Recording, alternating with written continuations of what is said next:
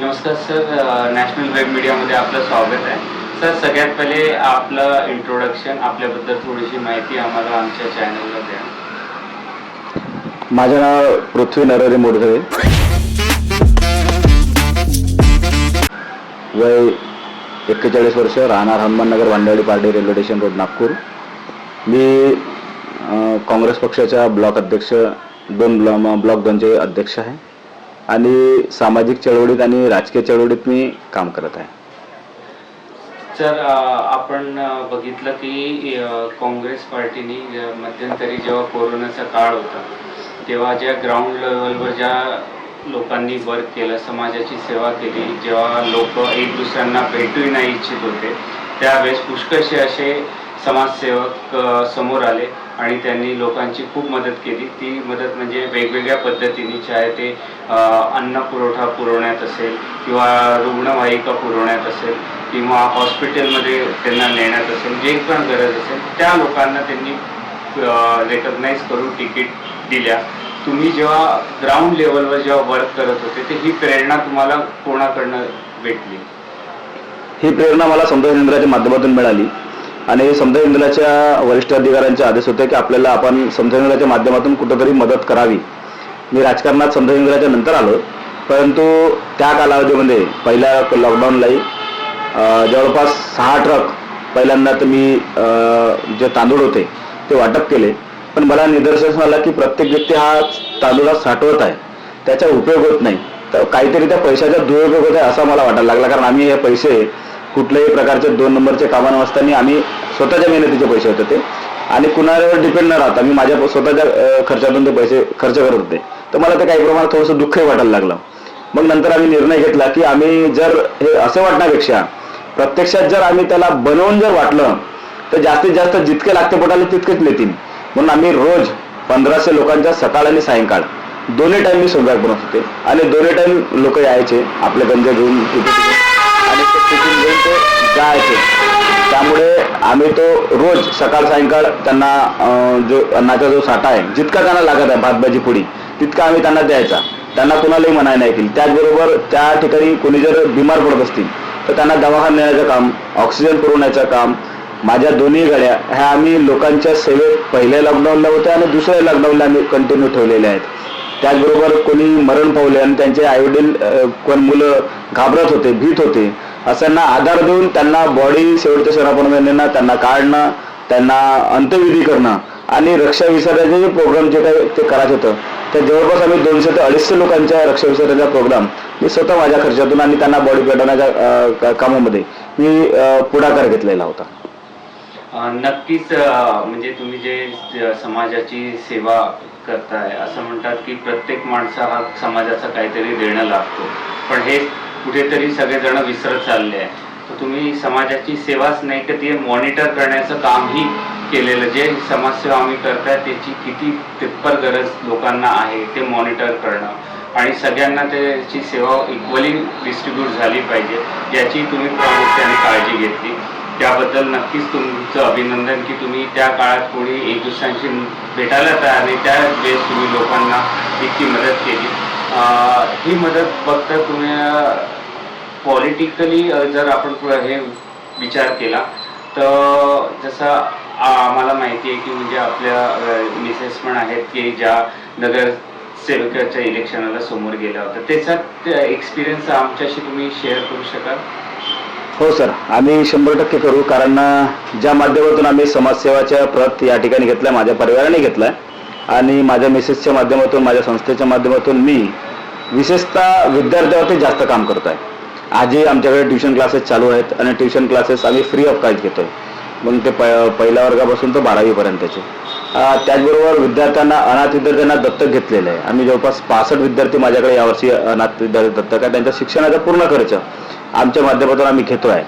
त्याचबरोबर या विद्यार्थ्यांना जे होतकरू आणि गरजू विद्यार्थी आहेत यांना दरवर्षी सायकल वाटप करतो आहे. यावर्षी आम्ही म्हणजे मागच्या वर्षी केलेलं आहे, मागच्या वर्षी 130 सायकल केल्या, यावर्षी मी 200 सायकलचा चंग बांधलेला आहे आणि सरासरी म्हणजे बुक्स, बॅग्स आणि सायकल हे वाटप करण्याचा प्रसंग केला. हे पाहता मला पक्षाने, काँग्रेस पक्षाने विशेषतः अभिजितदादा वंजारी यांनी, आमदार अभिजितदादा वंजारी यांनी माझ्यावरती जातीने लक्ष ठेवून विशेषतः मला सांगितलं की पृथ्वी तुला लढावं लागते आणि तुझ्या मिसेसला तयार करावं लागतं, तुला ते तिकीट लढावं लागेल पक्षासाठी, कारण समाजासाठी ज्यावेळी काम करतो आणि कुठल्याही प्रकारचा आम्ही भेदभाव, म्हणजे मी ज्या समाजाचा आहे मी त्या समाजाचं काम करेन असा प्रकारचा भेदभाव न ठेवता सर्व धर्म समभावाच्या भूमिकेतून आम्ही हे काम करत असतो.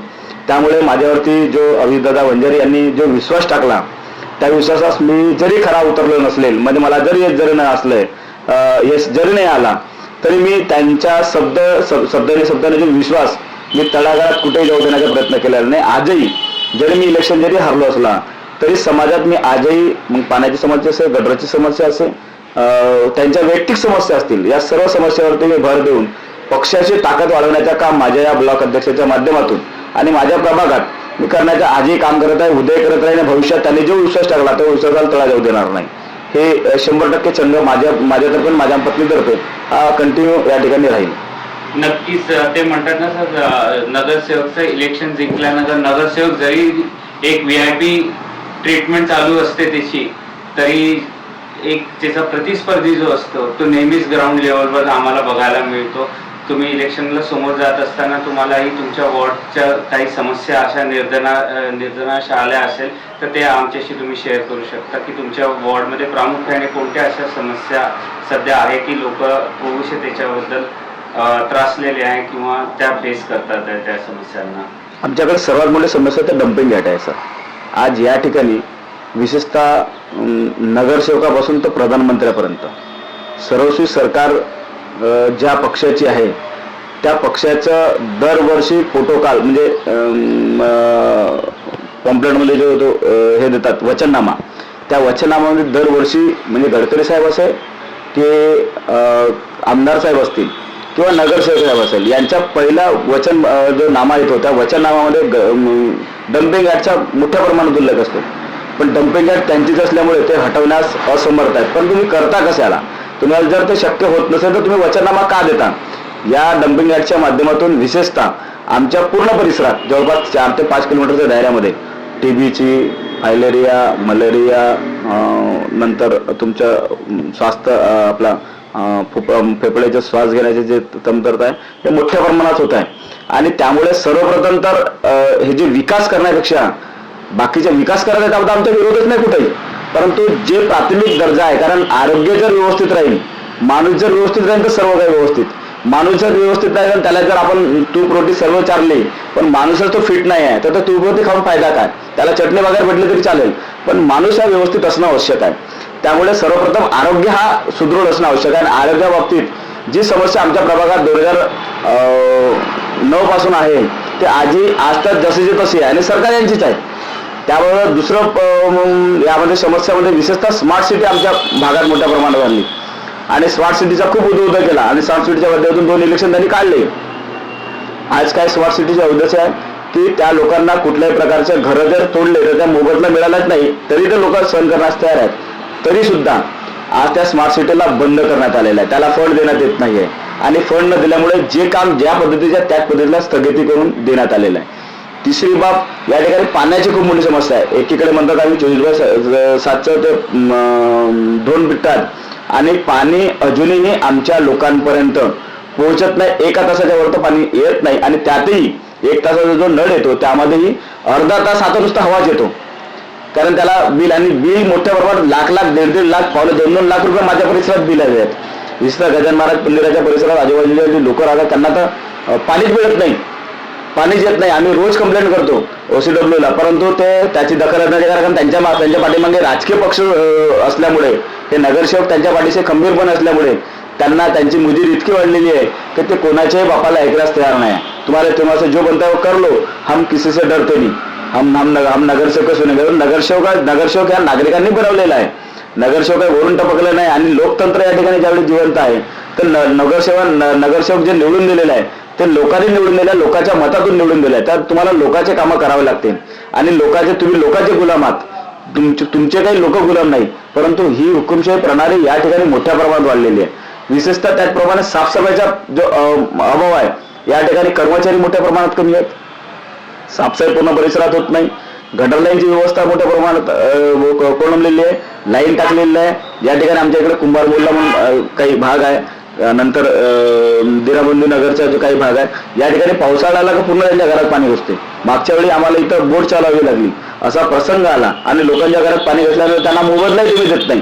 म्हणजे एक तर तुम्ही त्याला लाईनही टाकून देत नाही आणि त्यातल्या त्यांच्या जर काही नुकसान झालं तर त्याला तुम्ही ते भरपाई करून देण्यास आहे. इतका निर्लज्जपणा या सरकारचा, या नागपूर महानगरपालिकेत असलेल्या सरकारचा मोठ्या प्रमाणात आहे.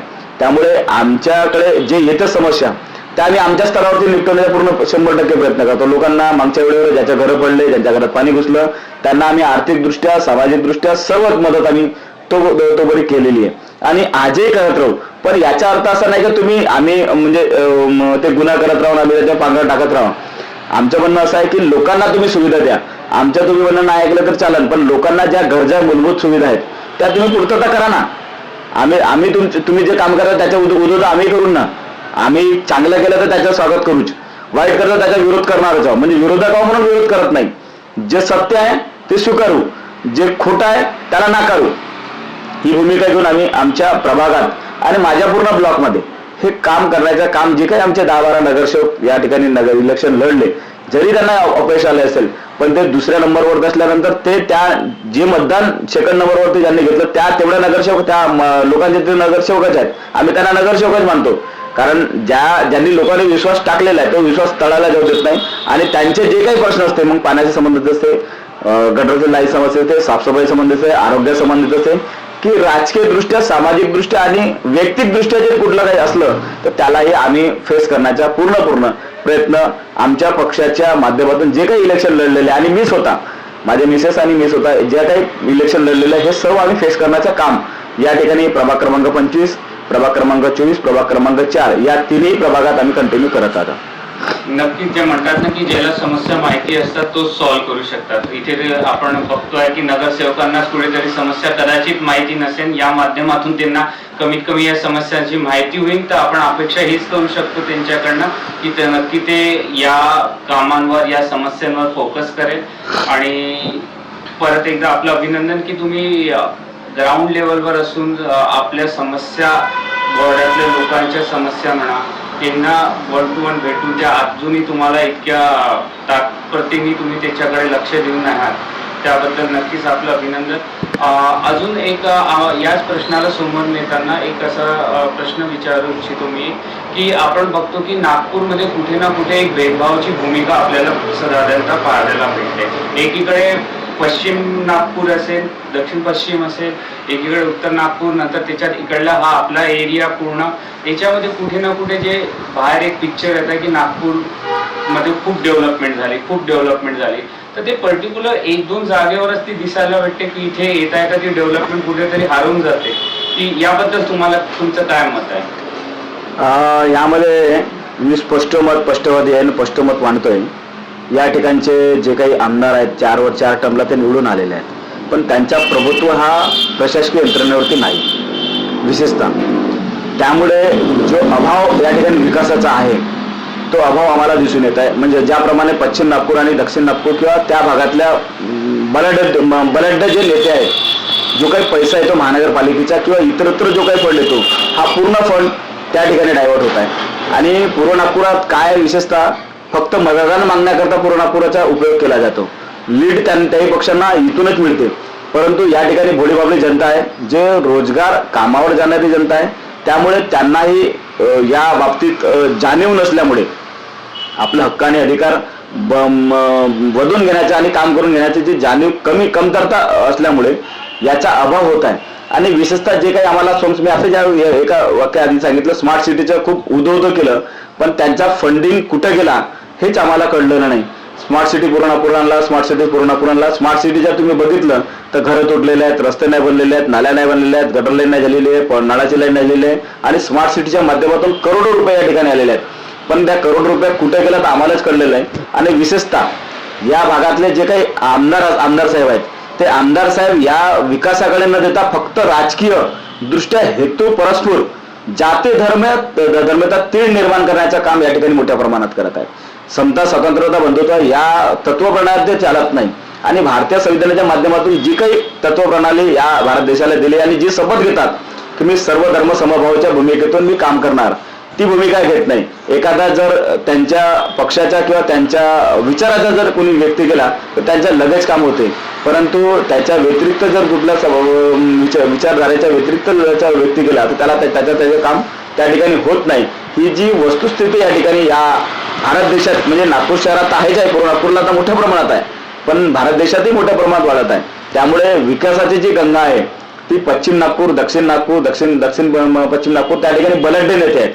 म्हणजे या ठिकाणी जर आधी तुम्ही जर विचार केला तर नागपूर महानगरपालिकेला जे काही पदं मिळालेले आहेत त्या ठिकाणी मी तुम्हाला महापौर, उपमहापौर, स्टँडिंग कमिटी, सत्तापक्ष जरी आमच्याकडे असला पण सत्तापक्ष फक्त मान हलवण्यापुरता आमच्याकडे सत्तापक्ष नेता ठेवलेला आहे, पण बाकी सर्व जे काही महत्वाचे जे पद आहेत ती सर्व तिकडे ठेवलेले आहे आणि सर्व कामं ते त्यांच्या बाजूने घेतलं आहे. दरवर्षीच हा आमचा हेतू परस्पर झालेला आहे. आणि कृष्णाभाऊ विशेषतः मी त्यांचे कधी कधी क्यू येते की सर 4 वेळेचे आमदार या ठिकाणी आहेत पण तरी सुद्धा त्यांचं वजन आपल्या प्रशासनावरती पडत नाही आणि त्यांच्या स्वतःच्या पक्षातून त्यांच्या स्वतःचा भेदभाव होतो आणि त्यामुळे त्यांच्या व्यक्तिगत स्वार्थापोटी, व्यक्तिगत हानीमुळे पूर्ण नागपूरचा विकास होऊ शकलेला नाही विशेषतः प्रमाणात.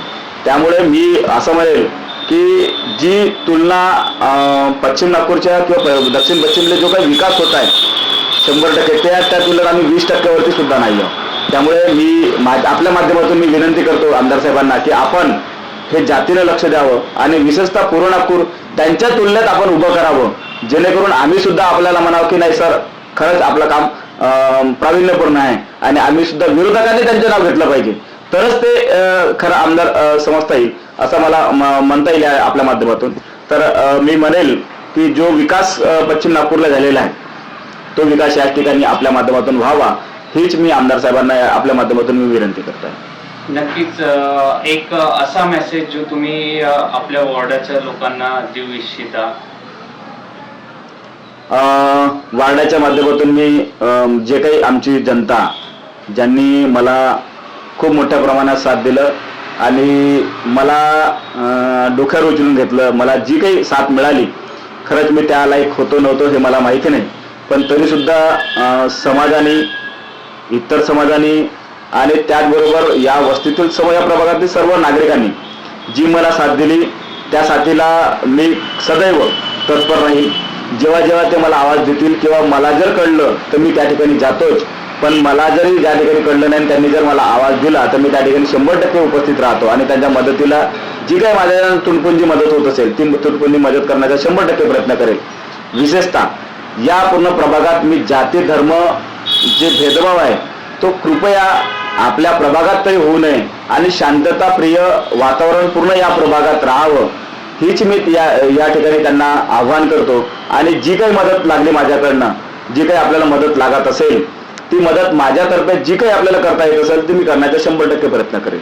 नक्कीच एक समाजसेवक म्हणून तुम्ही जे कार्य करता आहात ते नक्कीच गौरवपूर्ण कार्य आहे. असेच तुम्ही कार्य करत राहा हीच आमची अपेक्षा आहे आपल्याकडनं आणि तुम्हाला बघून नक्कीच पुष्कळशा लोकांनाही मोटिवेशन भेटेल, त्यांनाही याची जाणीव की आपण समाजाचं काही देणे लागतो हे साक्षात्कार त्यांनाही होईल आणि ते पण लोक तुमच्याशी जुळून समाजात उतरून समाजाच्या लोकांच्या समस्या सॉल्व्ह करण्याचा प्रयत्न करेल हीच आपल्याकडनं अपेक्षा. एक शेवटचा सेगमेंट आपण रॅपिड फायरचा एक करूया. मी 2 ऑप्शन देईन, तुम्हाला फक्त एक पिक करायचं आहे. त्याच्या जे पण पहिलं तुमच्या माइंडमध्ये येतं ते तुम्ही पिक करू शकता.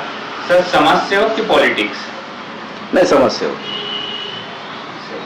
आणि हेल्थ किंवा डेव्हलपमेंट? आधी हेल्थ. 2 मिनिटं सर.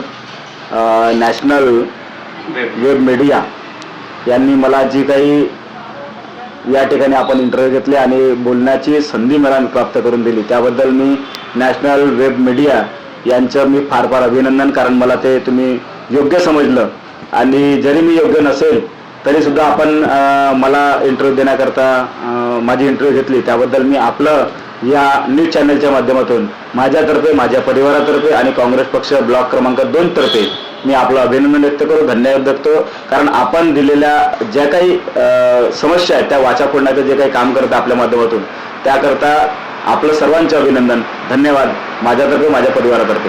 ओके, नमस्कार सर.